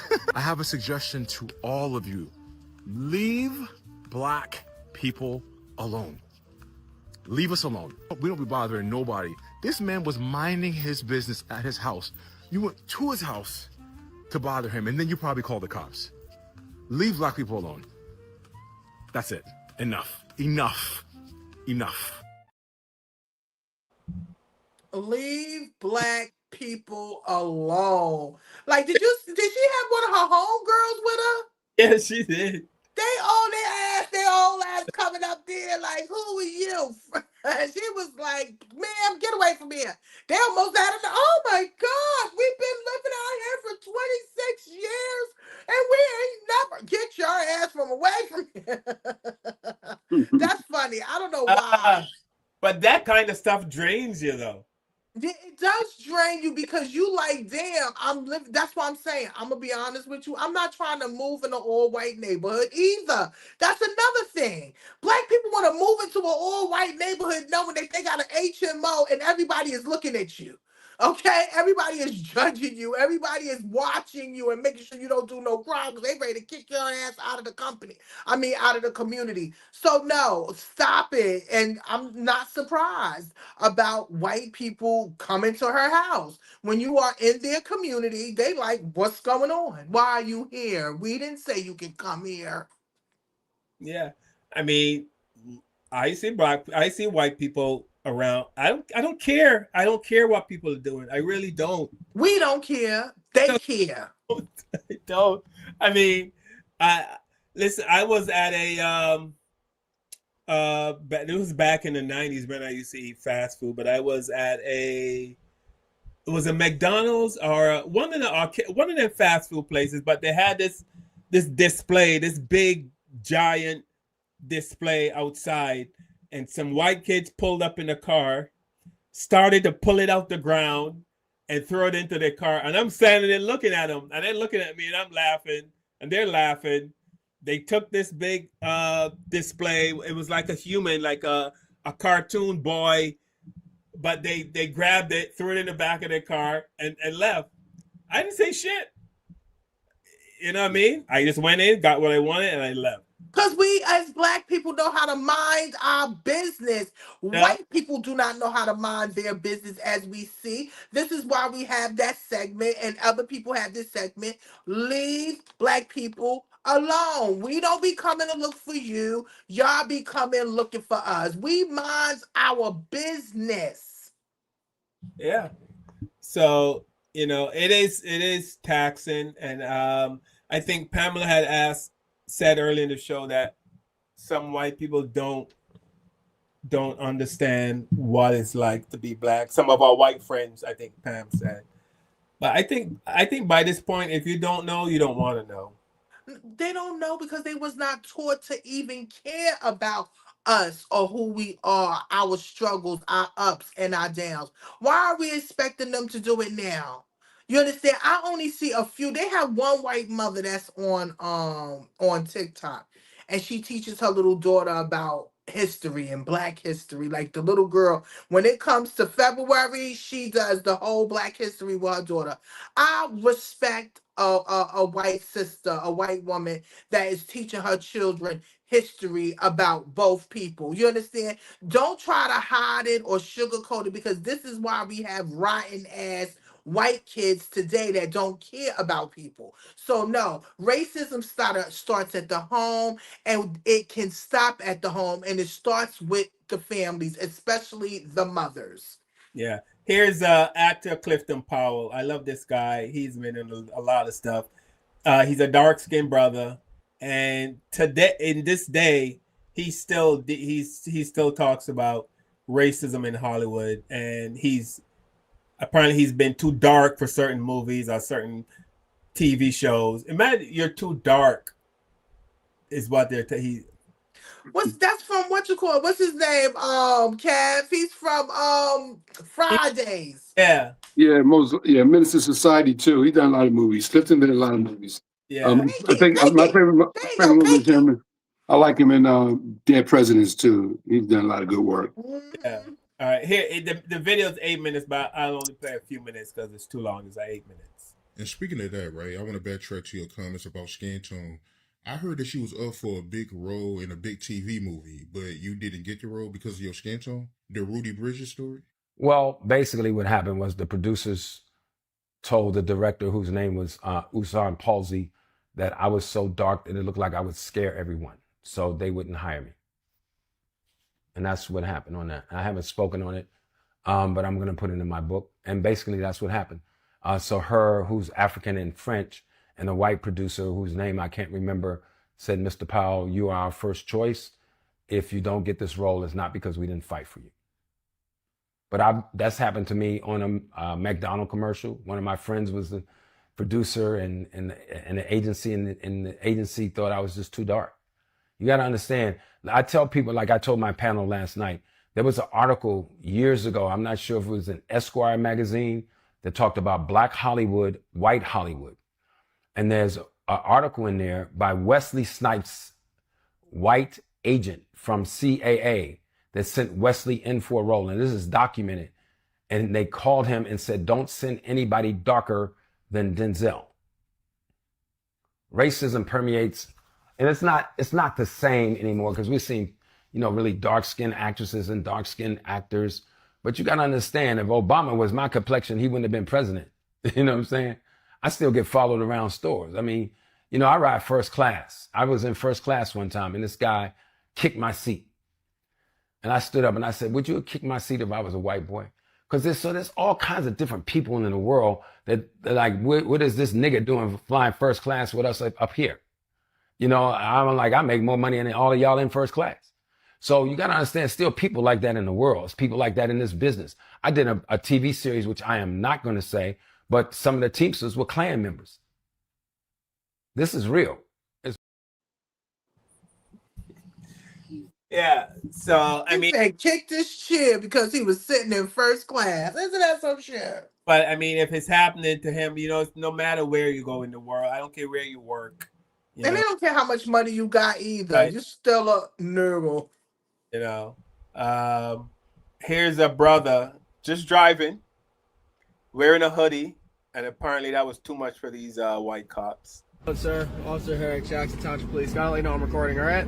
What was the reason for stopping me? When we drove by in the Muse, we just saw you. I was a little concerned. It looked like you were reaching down, just like hiding your face. We came by. You're wearing a sweatshirt in 80-degree weather. You got the handicap placard up. There's people that complain in the Muse about people parking in handicap spots. Was I parked in a handicap spot? I'm just saying. I was wondering if you have any documentation for that. I'm telling you everything. So my handicap sticker is illegal? No, only reason I'm asking that is if you have any documentation. So what was the reason for stopping me again? When I was patrolling through the Muse, as soon as we went by you, you reached down, like hid your face from us. This is more just saying that if everything's all right with you, if you're all good, if everything's fine, we'll have you right on your way, okay? I want both of your badge numbers. Understood. Can I get your insurance and registration? So you're conducting a traffic stop because you're trying to say I look suspicious and when you were patrolling through where I live. Yeah, this is not.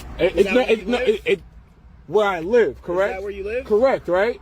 You live in the Muse? Listen. So you live there. So you live there, right? Yes. Do you live there?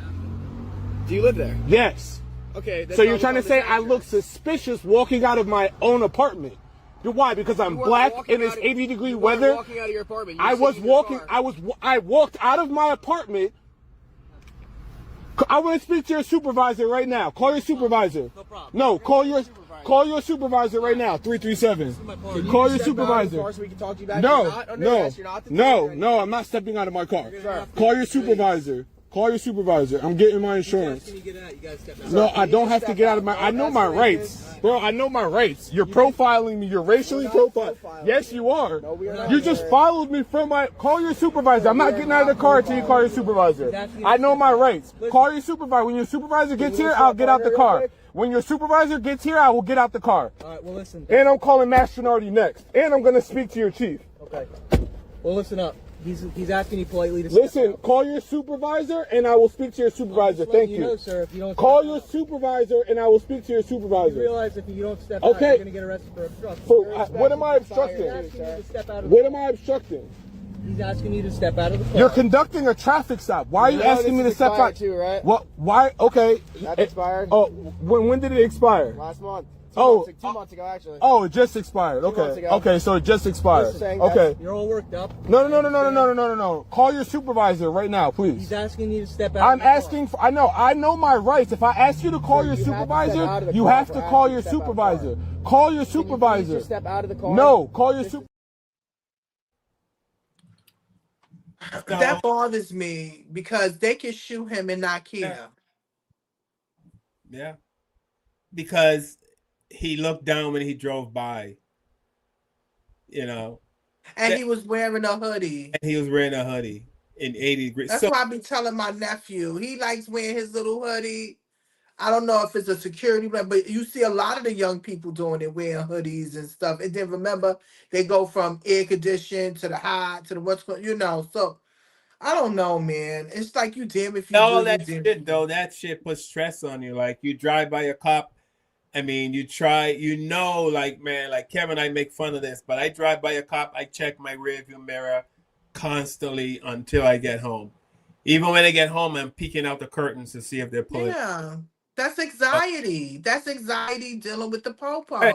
And I don't think a lot of people know that that's a lot for us as Black people, and it affects our children. I don't know if y'all saw a man was at the pool with his children, his two sons. And this white lady came over there giving him a problem, and the little boy was like, "Daddy, just give her her ID, please." Yes. Like that's stress for a child to have to see this and go through this. So every time he see this white woman or a white woman like this, she's gonna do that, or the police is gonna come. They're gonna feel scared and stuff just because you wanted to swim. In your community where you pay rent at, and somebody named Karen want to come over there and bother you? No. Yeah. But here's my thing though, Kevin and Tiffany. After seeing all these videos of how people talk to us, how they treat us, why don't we pull together? Like the Jews did it. The Jews are like, well, you guys don't like us, we're gonna, come together, we're gonna form, why don't they stick together? Yeah, why? And that's what I'm saying. Like we see all these videos, video after video after video after video of how the world responds to us, and that's not enough incentive for us to say let's pull together and help each other. And you know what I mean? Like I don't know. I don't understand why it doesn't make us want to huddle more. Yeah.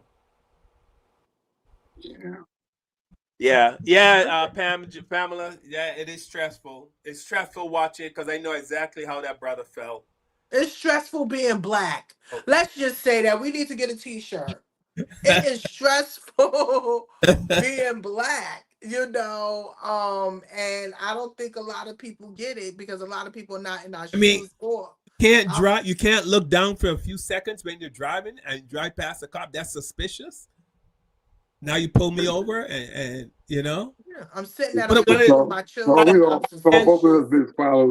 We've been followed and had our tags run by cops more times than we can even think about, man. You know it. That's just what they do, man.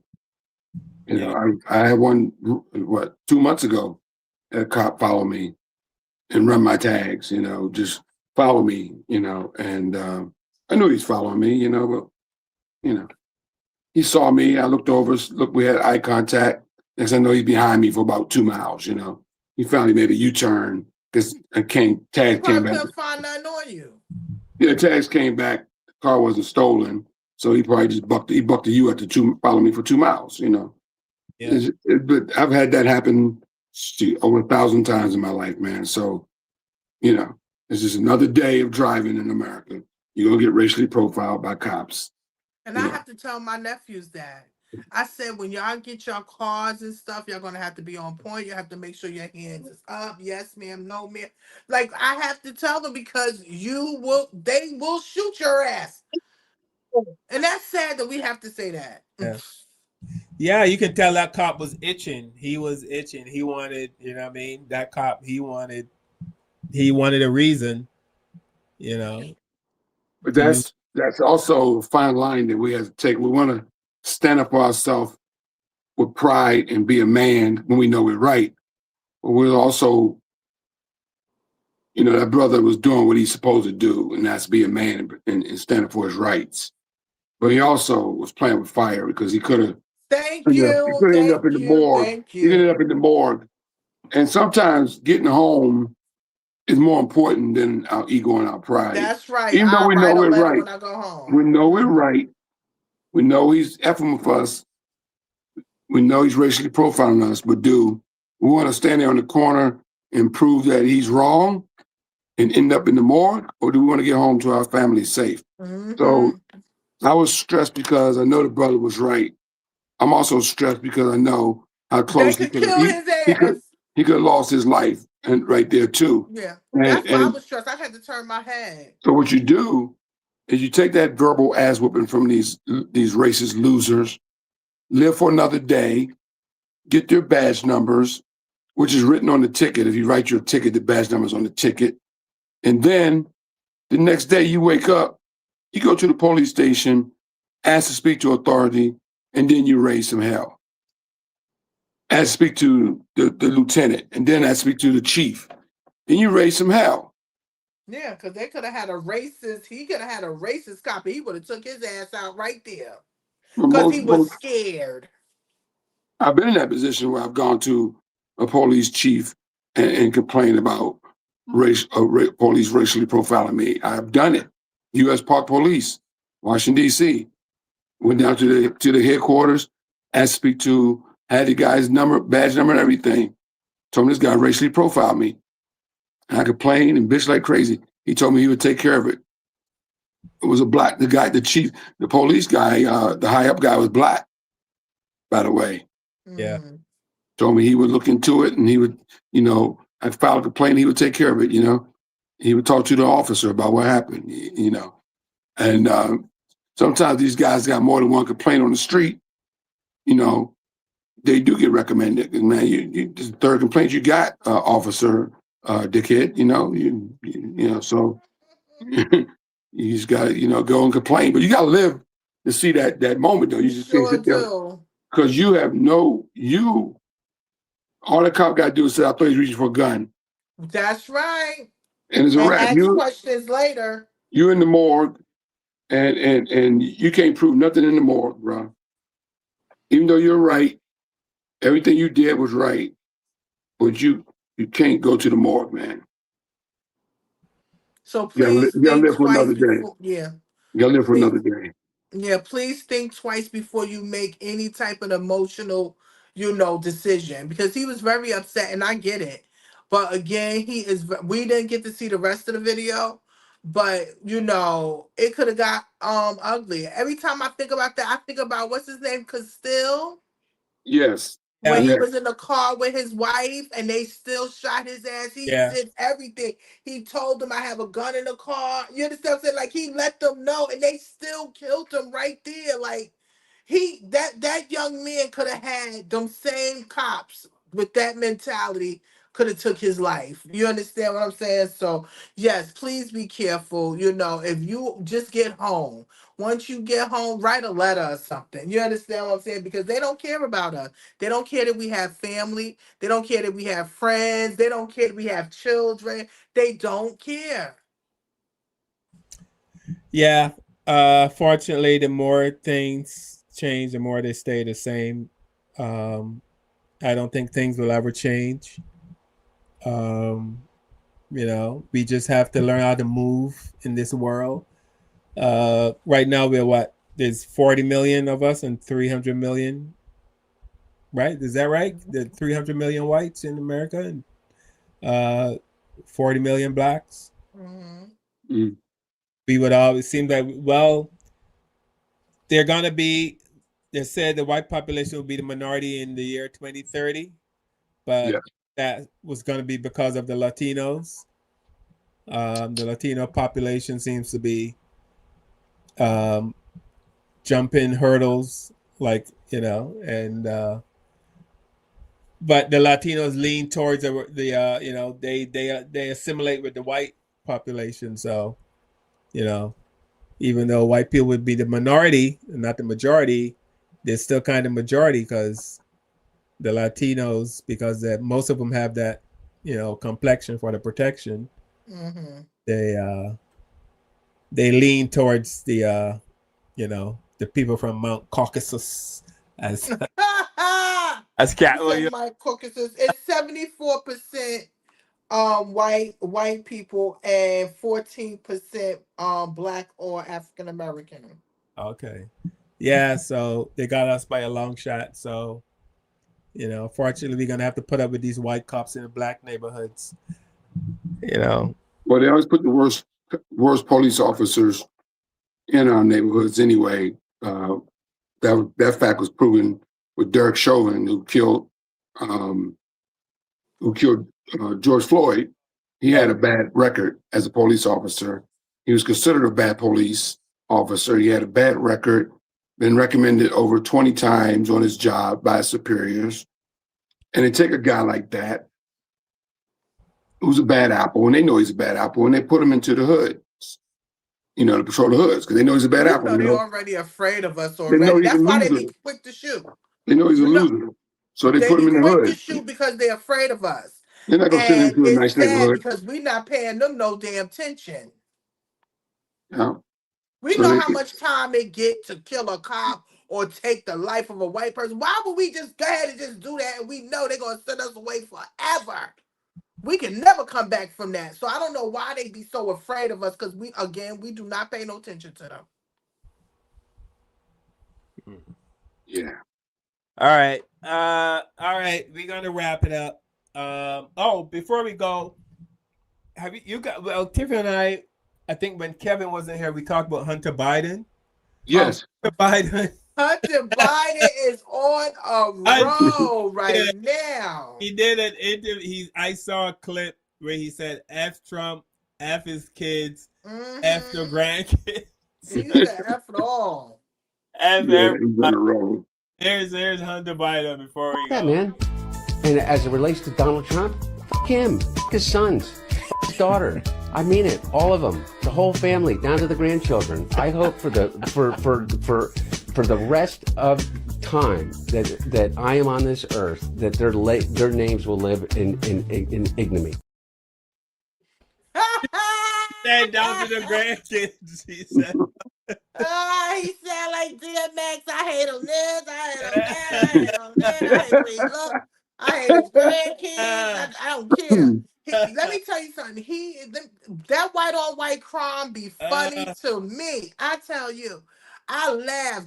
But let me tell you, he makes me look at him totally different. Yeah. He talked about his father has cancer and is all through his bones now and stuff like that.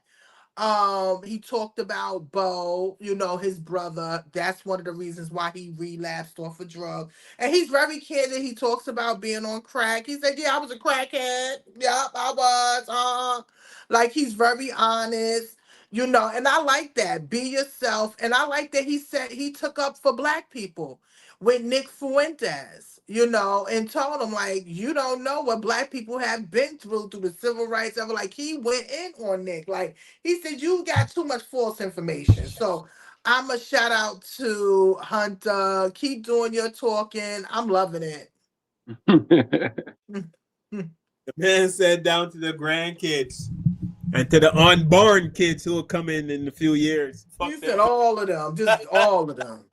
Fuck the sperm that's gonna make the kids. I'm telling you, I love the white on white crime. That thing, right? What's a Republican or Republican? No, what's supposed to be Democrat? But yeah, just for him to go in like that and a white, it's like he don't care. It's like it's nothing. Well, this said some horrible things about his father. Yeah, it's him against the world. Yeah, it's a horrible thing. That's why they playing the Tupac song. He's him against the world. All right, before we go, as usual, I want to thank everyone for watching. Thank you guys so much. Thanks to all of our regulars. Thank you to the newbies who joined, the haters who are in there. Thank you, guys, for joining us as well. Donna, Pam, Nicole, Coach, Mama Lee, Patricia. Did I miss anyone? If I did, I'm sorry. We love you guys. We really appreciate you guys coming here and hanging with us Sunday. But before we go, Tiffany, did you learn anything tonight, or you want to share? Listen, we learn something all the time, but we want to definitely say thank you to everyone that listens to us every Sunday. We really appreciate you all. Please make sure you like and subscribe. Leave a comment. Let us know what you think, and also stay safe. Stay on point. Stay aware. Talk to your young people because we need to let them know about what this world is about. We cannot cover it up. We cannot try to hide it or sweep it under the rug. We must let them know so they can always be on point when they're in situations that they just don't understand or overlook. So definitely that's my therapy for everybody. Please communicate with your young people, communicate with each other, and learn your history, learn your Black history, and go out and vote. I think a lot of people are voting time for some people that's coming up. So please, we have Google Smoogle.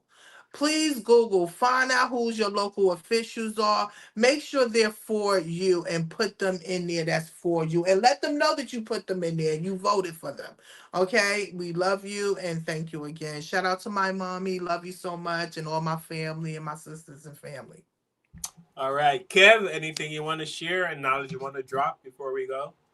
Yeah, I always tell my family, loved ones, know your surroundings. I say it to them all the time, especially the women in my family. Know your surroundings. My daughter had to hear that every day for freaking 10 years until she became an adult and moved out.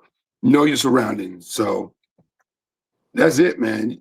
Keep your head on a swivel. It's dangerous out here. That's right. You're not invincible. You're not Bruce Lee. This is not a movie.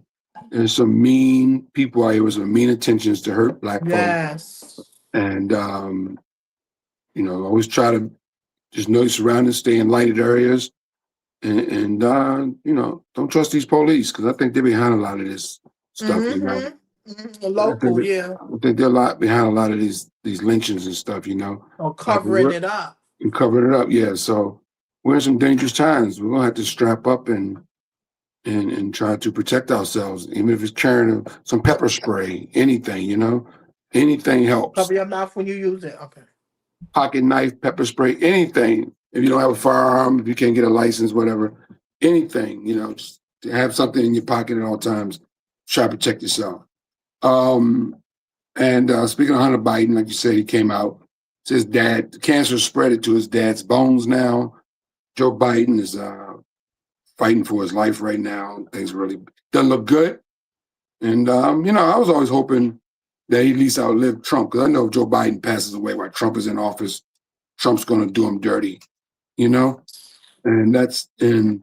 whatever you think about Joe Biden, the man served his country, for years, decades, and he deserved to be respected for that, at least, for trying. And if he passes away while Trump's in office, Trump's going to do him dirty, And so I know he's trying to fight for his life,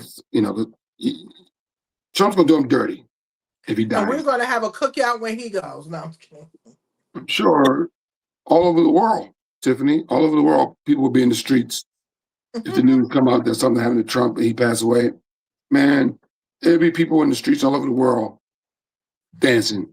Trust me when I tell you that. All over the world, not just the United States of America, the world. Because he is perhaps the most hated man on this planet right now. But Joe Biden's not the most hated man on this planet. And so we're sending prayers to Joe Biden and his family right now. All right? I'm done. All right. Thank you. So I want to thank everyone for joining us here another Sunday. Kev, I love you, brother. Tiffany, I love you.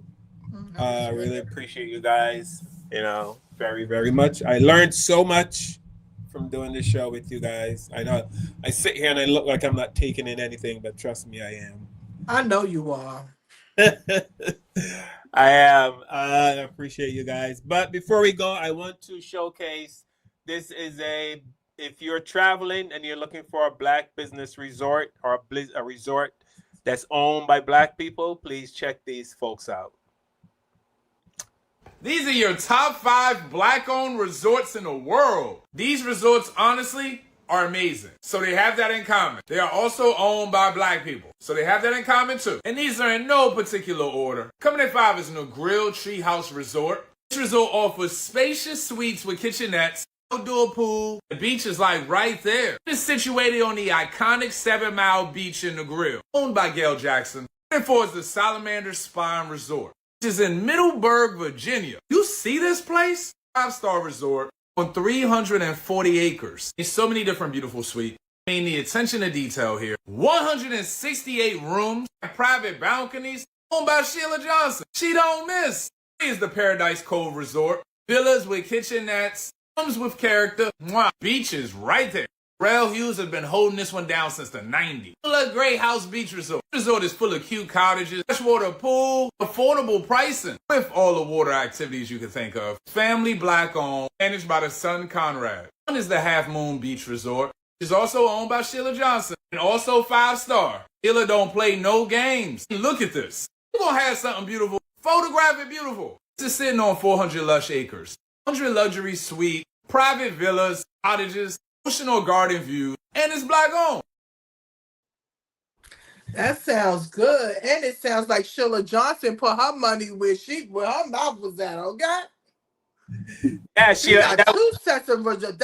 I think she's a part of the Johnson family. Right. With yeah. the Essence magazine, if I'm correct. Essence. Yeah. What was that? I'm going on Yelp and check it out. Yeah. Black-owned resorts. I think Patricia's already making reservations, Kev. Really? Patricia, get on it. We're going to Aruba. Oh, you guys heading to Aruba? Shout out to Patricia. I saw a picture of her. She's a beautiful woman. Yeah, don't ask Kev all the time how he get that.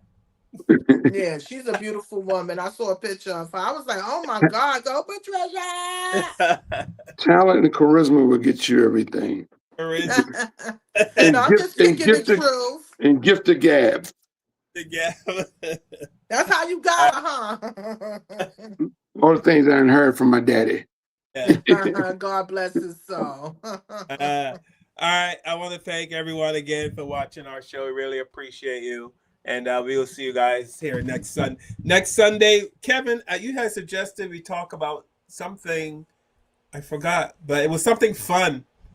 And but then we got all this stuff going on. So we all Well, also next week we're going to talk about the all these food recalls that are going on in the United States of America. We're going to cover that next week. We'll have some fun stuff too.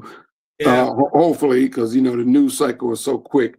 We might cover whatever happens in this crazy country, but we want to definitely talk about these food recalls because at this point, the safest thing to eat is mud. Yeah. Have you ever spoke about the chemicals they're putting in that fake hair, that black? I think we just talked a little bit about it, but we can talk about that too next week. Yeah, they said because they're finding out so much. Well, listen. It's a lot of stuff. It's not even only in the eyelashes too, right, Tiffany? Eyelashes are bad too. It's not even only in the beauty products or the hair. We're talking about lotion. Yeah. Fragrances for men, deodorant. All of this stuff is coming to find out that it's not good in it. It's not good. And you have to look inside the ingredients. If it has talc in it, that's cancer. You understand? So we definitely have to look at what we use and try to go as natural as possible. Because a lot of this stuff is not good for us. But we buy it. That's why they sell it. Yeah, it's the stuff that geared towards black people, right? They don't seem to care what they put in the... And half of this stuff, the beauty industry is not protected by the FDA. Right. So anybody can put any product on the shelf and sell it. So you have to be on point. Yeah. All right, folks. Again, thank you guys so much. Somebody said even paper products. Yes. What products? Paper. Yeah, we got to be careful on like everything, you know, how they make the products, what they put in the products, you know, and stuff like it's just a lot. That's why they tell you, like, even with the fruit, right?